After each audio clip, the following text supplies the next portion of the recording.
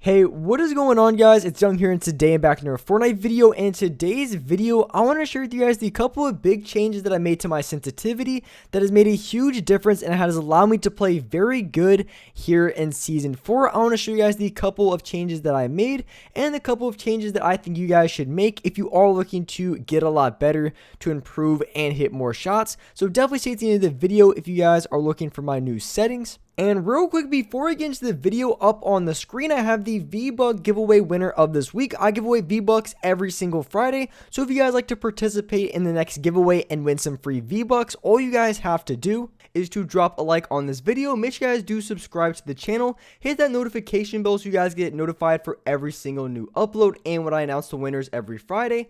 And lastly, make sure you guys put down your Xbox gamer tag, your PSN gamer tag, or Epic account down in the comment section below, and you guys will be automatically entered into the giveaway. And lastly, if you guys like to support me in the item shop, all you guys have to do, go down to the bottom right, hit on support a creator, type in my creator code, which is Young Humor, and you guys will have me added and supported as a creator in the item shop. And alright guys, let's go right to the video. Alright, so in this video, I want to show you guys all of the settings that I have currently for the season and the couple of sensitivity that changes that I made that has really made a huge difference on my gameplay and has allowed me to hit a lot more shots. So here, going into all of the settings that I have, I want to show you guys everything that I have. So as far as my video settings, these have pretty much been the same for the past while. So as far as my colorblind, I play on the last one on a 7. I think it makes the colors look a little bit better. And this is especially good if you guys don't have a monitor or TV with any colorblind settings, or just like any sort of like settings that you can make your game look a little bit better. I recommend putting on that colorblind. And of course, I have the motion blur off, and then I have everything on low to have the best FPS I can.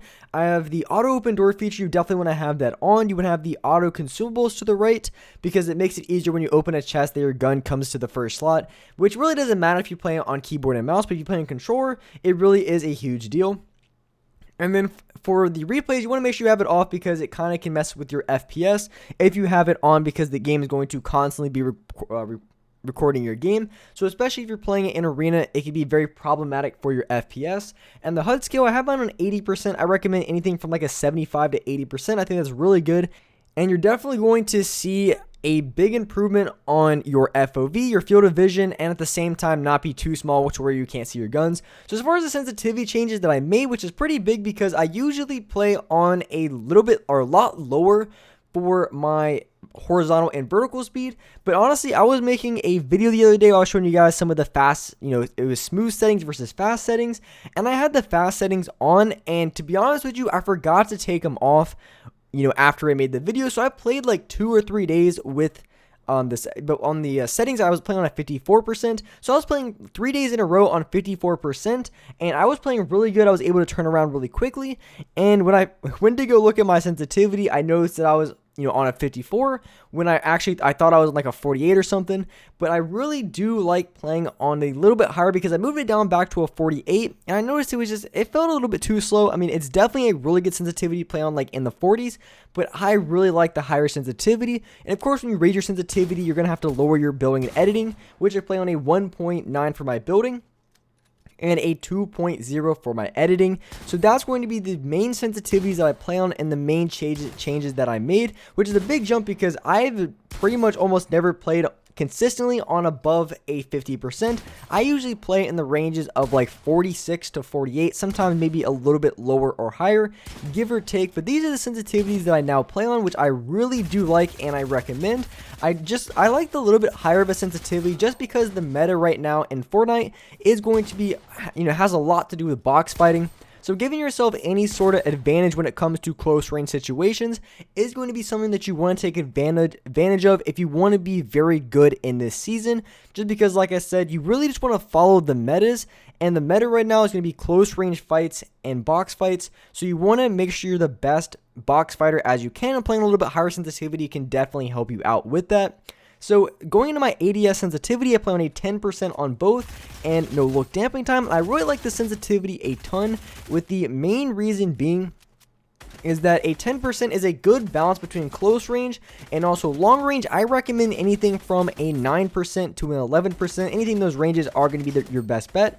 I'm choosing to play on a 10. I used to play on 11 and 10, and I also used to play on 11 and 11. So I've been mixing around with my sensitivities a little bit, but I really do like the 10-10. Maybe I might go to an 11-10. We'll just have to see, but that's the sensitivity that I have for now.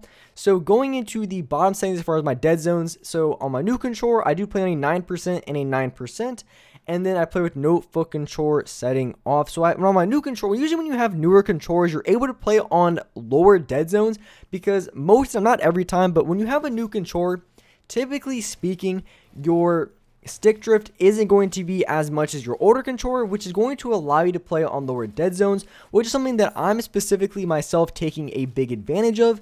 So I'm using, every advantage that I can. I'm trying to play on as low dead zones as I can because playing on low dead zones is going to make everything feel extremely responsive. So if you're going for an edit, if you're building or even aiming, it's going to be, as precise as you can possibly get it. So if you're able to play on lower dead zones, you definitely want to. Of course, if you go too low, you're going to have a lot of stick drift. So you just have to find that good balance in between not having too much stick drift, but not playing on too high of a dead zone where everything feels super sluggish and slow.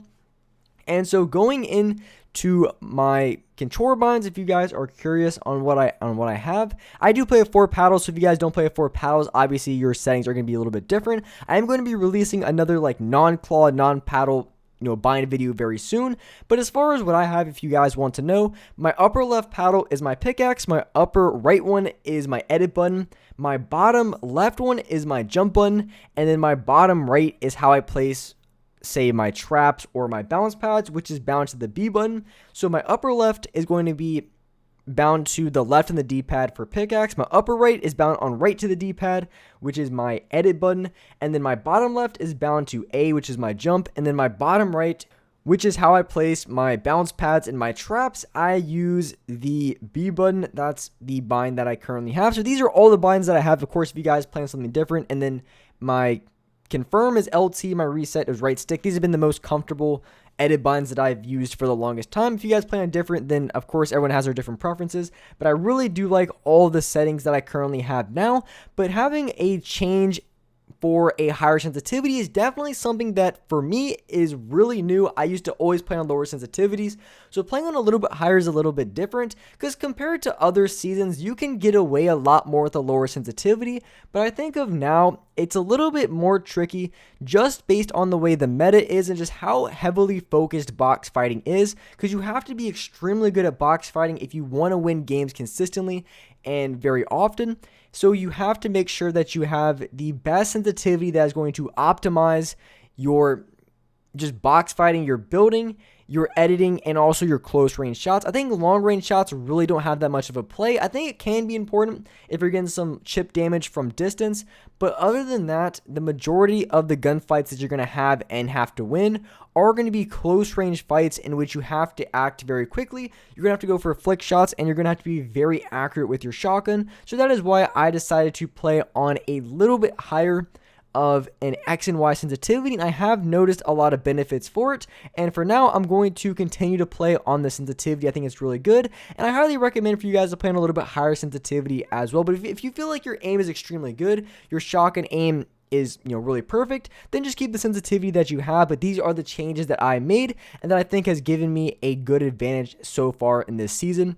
But with that being said, I really appreciate you guys watching the video. If you guys could, make sure you guys do drop a like, hit that subscribe button if you guys are new, hit that notification bell so you guys get notified for every single new upload. And as well, I do live stream every single day here on this channel at 4:30 Eastern Standard Time, so make sure you guys hit that notification bell so you guys will get a notification for when I go live on this channel.